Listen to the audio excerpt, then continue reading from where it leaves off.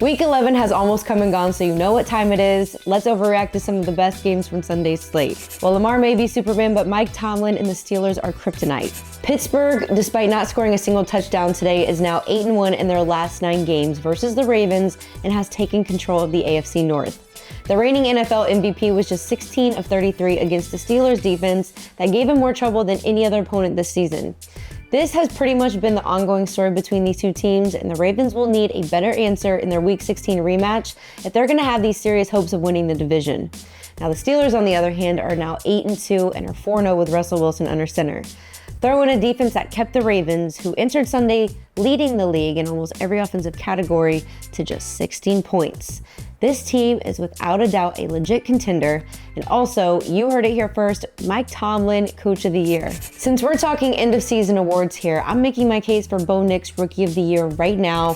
The 12th overall pick from Oregon is heating up at the best possible time, throwing for over 300 yards versus the Falcons and proving why he's the future of this Broncos franchise. Nix is the 14th quarterback Denver has rolled with since Peyton Manning retired in 2015, and I think they finally got it right. They're now sitting at 6-5 and maybe a playoff threat. Yeah. And if you told me early in the season that I would be saying this in week 11, I would have said, you're crazy. But hey, we can never fully count out a Sean Payton-led team, right? As for the Falcons, well, they're starting to look like the old Falcons. Last month, they were winning games by any means necessary, and Kirk Cousins was playing like the league's MVP. Now it's clear Cousins is struggling, and the team seems to have completely lost their sense of pride.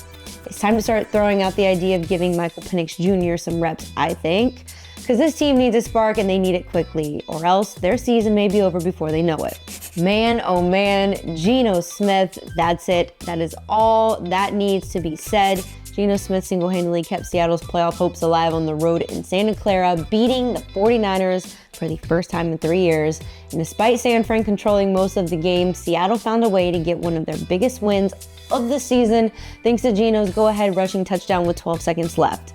Not only did the Seahawks secure the dub, they might have just ended the 49ers season. Yes, they were without their star tight end George Kittle and lost Nick Bosa in the second half, but I am still not overly impressed with what I've seen so far, even when they are both healthy. This loss is going to come back to haunt them if they're lucky enough to be fighting for a playoff spot late in the season. If anyone was going to end the Chiefs' undefeated season and 15-game win streak, it's only right that it was Josh Allen. Overall, this game featured some sloppy football, and both of these teams have glaring holes, but Josh Allen stepped up when it mattered most to help earn his team their 6th straight win and made his case for MVP even stronger. Like, come on, a 26-yard touchdown run on 4th down? Absolutely unreal. He wasn't letting this one come down to a coin toss, and I love that for him. At this point, it feels inevitable that these two teams are going to see each other again in January, and I cannot wait.